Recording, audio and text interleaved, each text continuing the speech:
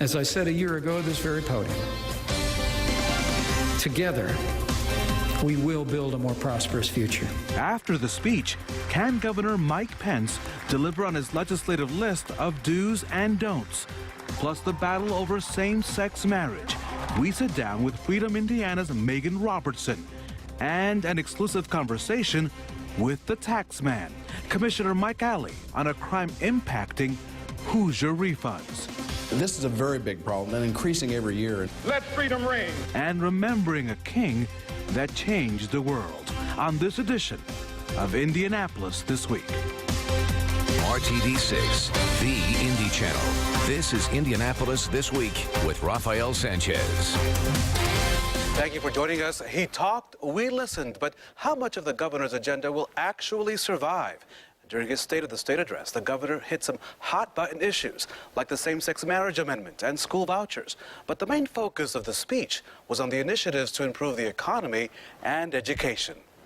Now, last year, I told you at this podium that we would make job creation job one, that we'd live within our means, that we'd improve our schools, and that we'd cut taxes. And thanks to the hard-working people of this state and all of you in this room, we did just what we said we would do. We balanced our budgets. We created jobs. We cut red tape. We improved our schools and our roads, and we paid down state debt. Joining us now are political insiders Abdul Hakim Shabazz and Democrat Laura Beck. Are we better off than we were in 2012 and 13? Yes, Indiana continues to move forward. If you look at all the challenges of the national economy, Indiana continues to make a comeback. If you look at our unemployment rate, it is down significantly, tens of thousands of new jobs created. Even the blip on the radar screen we had earlier this year where the state looks like it was losing $150 million in new revenue, that gap is closed and the state is breaking even or just a little bit above. A long way to go yet, but is Indiana heading in the right direction? Yes. Well, I think it depends on who you ask. I mean, when you listen to that speech, one of the things I've said before, and I'll say it again, in some ways I do feel sorry for Governor Pence, because that was not necessarily a speech filled with bold new ideas.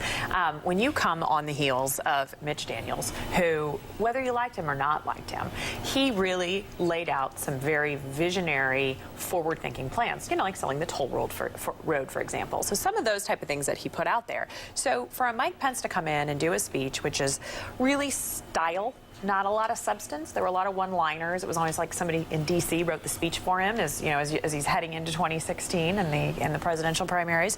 As you listen to the speech, sometimes I feel sorry for him because he follows Mitch Daniels. There's not a lot to do, not a lot to cover there. Wait a minute, Abdul. She's not going to get away this easy.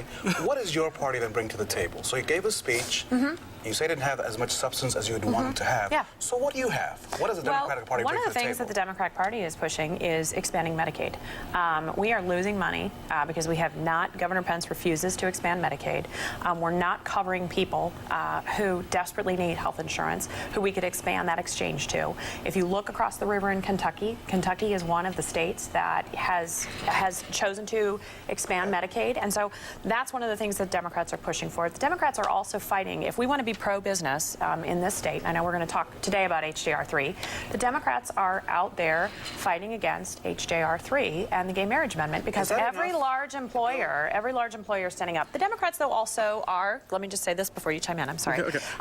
The Democrats also are really pushing forward for the expansion of pre-K, a universal expansion of pre-K. Is that enough for this party? As well. Is that enough for her party? Well, yeah, because this is not for them, but maybe you're libertarian. Wait a minute here. What's your party doing? Not enough for everybody else. No, I'm the party of one. Is what I am. First of all, is it enough? What's she saying? Is that enough? No. Well, first of all, the Medicaid expansion is a bad idea if you do it under the traditional model. It is extremely wasteful, and all it's going to do is set Indiana back. But here's something else that my good friend Laura neglected to mention. The governor, a month prior to his State of the State address, went into specific details about each one of his plans for the business personal property tax, for early childhood education, for strengthening Hoosier families. Let's talk about that tax. That's because he knew there was going to be an IU game on the night he gave his State of the State speech. This is what the governor had to say about that tax that's getting a lot of attention in the State House. To make Indiana more competitive, I want to urge all the members of both chambers. Let's work together to find a responsible way to phase out the business personal property tax. But one word of caution. As we work through this process, Let's make sure we do it in a way that protects our local governments and doesn't shift the burden of this business tax onto the backs of hardworking Hoosiers. And that tax is about $1 billion. And in talking to a lot of mayors, both Democrats and Republicans, they are so afraid that the State House is going to shift that property tax, business property tax, to them, and they'll get the ones blamed for a possible increases in other taxes.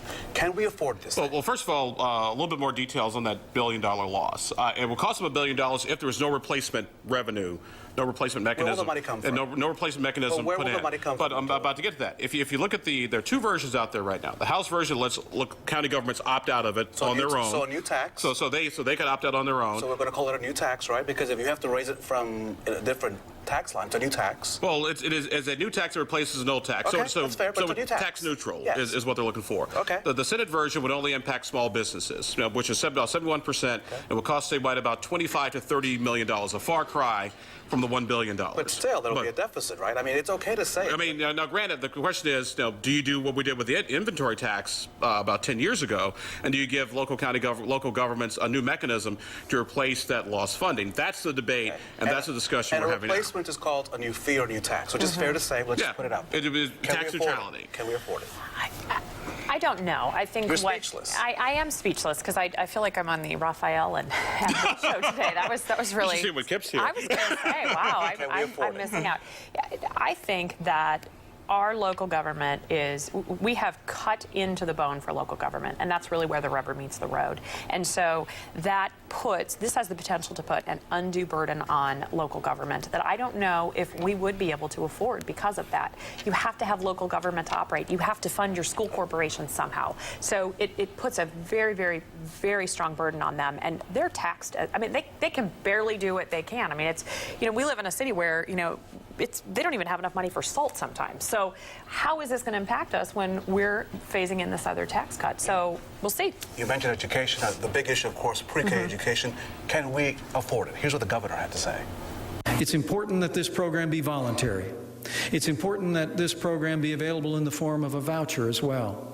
I want parents to be able to choose to send their child to a church-based program, a private program, or a public pre-K program that they think would best meet their needs. But I urge all of you in this session of the General Assembly, let's come together. Let's work across party lines. On behalf of our children and their future, let's open the doors of opportunity to low-income families for quality pre-K education in Indiana this year. And this program seems to have some sort of bipartisan support. Even Superintendent of Public Instruction, Glenda Ritz, is for this. But can we afford it? I think if you look at what the House did this past week, by a vote of 86 to 13, they passed a pilot pre-K voucher program, because a lot of this you can't do in a non-budget year. Right, There's going to be there's some question in the Senate as to where this will fly. The Speaker did not seem overly optimistic or rosy, as the case may be, that would fly in the Senate. But the fact that you had so many Democrats realize that their hatred of vouchers is superseded, and I had to give them credit, by their efforts to get children quality education. I mean, that shows that there is some bipartisan support. The Senate is where the roadblock is going to be. Abdul and I just have very differing opinions on, vouchers and the dismantling of public education. But I think that there is bipartisan support for preschool and for pre-K. I mean, that is one of the top things and one of the top things we can do to make sure we prepare the workforce for the future. I mean, that's critical. I mean, 0 to 3, that's really some key learning times. And if you have small children, you've been around them, their minds are these little sponges. So this is really incredibly important for our state.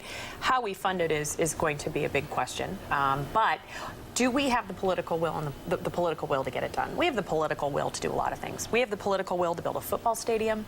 We have the political will to bring Super Bowls here. But do we have the political will to make this happen for our kids? And do the Democrats have the political will to embrace vouchers as a way to provide that quality pre-K education? I think that the Democrats I think the House Democrats have demonstrated that the willingness is there. I think the Democrats are very focused on providing opportunities for kids. And as they say, we don't necessarily have to be there when the sausage gets made. We can just see how we just know it got made. One issue that will more than likely overshadow everything else is the issue of the same-sex marriage ban to the amendment. This is what the governor had to say on this hot topic. Each of us has our own perspective on this matter. For my part, I believe in traditional marriage. And I've long held the view that the people, rather than unelected judges, should decide matters of such great consequence in our society. Now, reasonable people can differ, and there are good people on both sides of this debate. So let me say from my heart, no one on either side of this debate deserves to be disparaged or maligned because of who they are or what they believe. Let's have a debate worthy of our people, with civility and respect. Let's protect the rights of Hoosier employers to hire who they want and provide them with the benefits that they deserve. And then let's resolve this issue this year, once and for all. Will this issue be resolved once and for all this year? I'm not sure. No matter what happens, if a vote doesn't go through, proponents might try to come back and push it again. If a vote does go through, we saw this past week, according to a judge in Oklahoma, the red state, throw out a marriage amendment that was actually tougher than what Indiana is trying to do. The big question would be to see what happens maybe Wednesday, Thursday of the upcoming week, and does it come back before the House Judiciary Committee? Last time I heard, the votes still weren't there for this to go through. This has become a sort of 1,000-pound gorilla for the Republican Party. I mean, they have owned this from the beginning. They have pushed this. Many of, I'd say, fairly moderate and even some conservative members of the party are now facing primary challenges.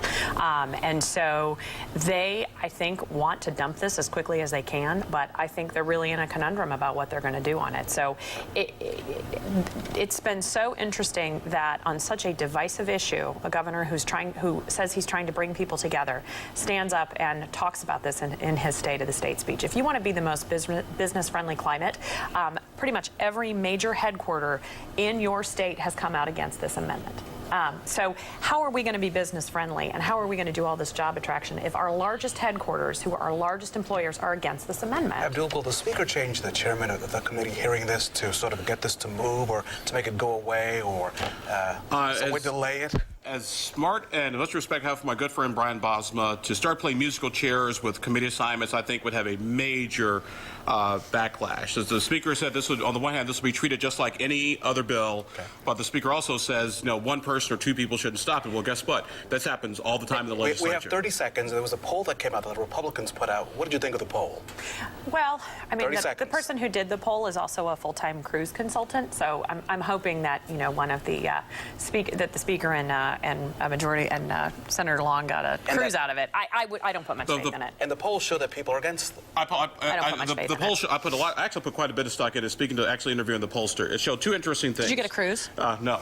That people that while Hoosiers do want to vote on the amendment, when they believe it violate and there's in marriage between one man and one woman, they say yes, but also majority oppose the amendment if they think it bans civil unions and domestic partner benefits. Thus the quandary lawmakers find themselves in this week. It's trying to give members cover to vote for it. I would argue it gives members cover to vote no. The debate will continue in the Greenwood. The conversation between our insiders continues on Twitter. Check out their Twitter handles and give us your opinion. And stay with Kip, Abdul, Laura, and Jennifer throughout the week. The battle over same-sex marriage amendment. After the break, we're sitting down with the campaign manager of Freedom, Indiana. The battle over a constitutional amendment to ban same-sex marriage is now underway. On Monday, the House heard arguments on the ban known as HJR3, but delayed making any decisions. Joining us now is the campaign manager of Freedom, Indiana, Megan Robertson. She's joining us today to talk about the issue that everyone is talking about at the State House. Do you think that the Speaker of the House signaled that he may change some committee members? Will that change the debate? Will that change the trajectory of this argument? Well, I think if it doesn't change the debate or the trajectory, it should change it, because changing the membership of a committee is really unprecedented. Even Speaker Bosma has said that that is something that he's only seen happen once in the time that he's been in the House. So, I think it changes the dialogue, because we've been hearing that it was going to be an open process. It would go through the norm, be treated like any other bill, and that it wasn't a leadership priority. It was not a Republican priority. And if that's the case, then why would you go through these kind of extraordinary efforts to make sure it passes? It's kind of what I'm calling the nuclear option. So, Megan, the talk of a change, is that in any way signal to you that either they're running scared, that they're looking for cover? What does that really mean to the everyday person who may just be reading the paper or watching this program wondering what is going on at the State House on this issue? Well, I mean, it seems to me that it's pretty obvious. The attempt was to kind of move through this as quickly as possible, which made sense for them politically. But that we had 4 hours of testimony, had all these people show up, planning on a vote. no vote happened. So what does that tell you? It tells you that the votes weren't there. And now we're in a situation where, there's a conversation about switching the committee members to push it through. So, that is a very troubling prospect, and hopefully it doesn't happen. The governor signaled that he wants something done this year. Does that mean to you that something will get done? Because there's also a lot of talk about adding some different languages to the amendment, and we're not really sure that's even legal. That may have to start the whole ball again over. Can you change that current amendment? I mean, what do you think is going to happen to that? Well, I'm concerned. I mean, with what the governor said he wanted to have happen, I'm not sure you can have it happen this year, because he mentioned he wanted to make sure that folks were protected and that domestic partnership protections were there, and there's concern that that isn't necessarily the case. In fact, it is not the case with the current language. So if you want to be able to accomplish that goal and get something done this year, that might not be possible. Your polls show changing attitudes across the state. But are you confident that if this thing this bill, however it looked, went to the voting box, could you win?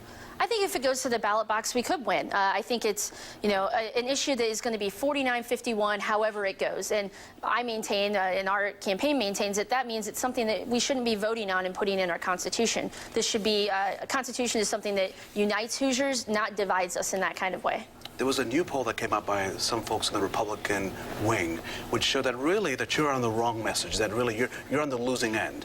What did you make of those numbers, and are you finding that this is going to be an issue that's really going to have that 50-50 or 49-51 kind of vote? Well, it's certainly going to be close. I mean, if you look at when people understand that civil unions would be prohibited in this amendment if it passes, people are against it. So it seems to me the more Hoosiers find out about this issue, the more they're against this amendment. And if with regard to their poll, it seems like something you do when you find out that you don't have the votes on the committee that you thought you might have.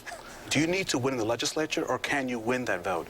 I think we can win in the legislature or at the ballot box, but I think the best thing for Hoosiers is for us to end this debate now and to table this amendment. The legislature has admitted there are a lot of flaws. They've offered a companion bill to fix some of these issues, and if those issues are things that they believe need to be fixed, then they need to start over.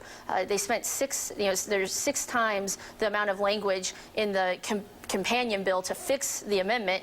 Just fix the amendment and start from the beginning. How many districts are you focused on? I mean, or how about, is it dozens? How many of these Republicans members are you going to have to shift to your side of thinking? We've been running a campaign statewide and working in all of these districts. I believe that it is possible for this to be defeated on the floor, and obviously it was possible for it to be defeated and ended this week, which is frankly probably what should have happened. But is it 10 or 12? What's the number of people that you need to sway? Is there a number out there that you have on some sort of board that says we have them? I think probably everybody in the State House and legislature would like to know that number, and I won't be saying it on TV. All right, fair enough. But if you want to say it, just come on back. Oh, yeah, Megan thanks Robertson, very much. Thank you so much. We appreciate your time.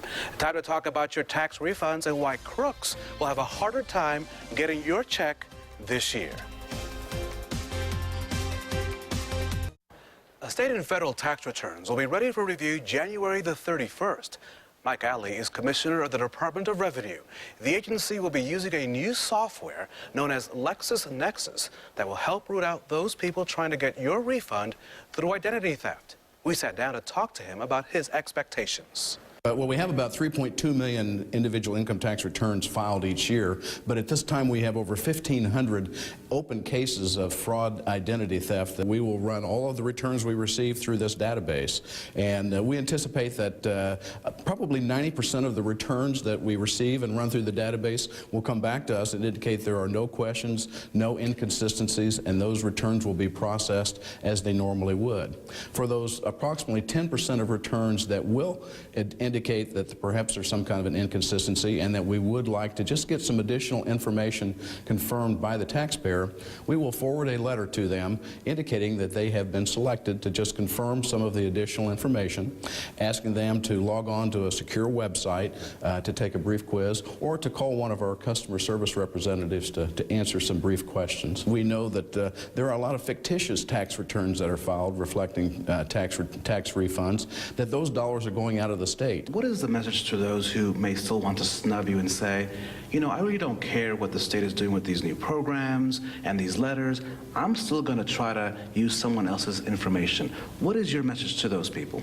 Well, certainly there are going to be those people that are going to try to do that. But what we want to do is we want to make it increasingly difficult for them to do so in the state of Indiana and for them to realize much less success than they have in the past. The commissioner says that refunds on electronic returns will be made within 10 to 14 days. We'll be right back. The day of national remembrance for civil rights leader Dr. Martin Luther King Jr.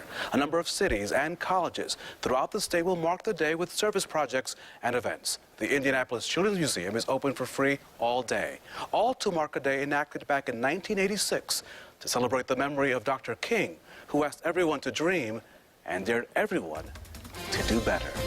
I'm Rafael Sanchez. Thank you for joining us. Have a great Sunday.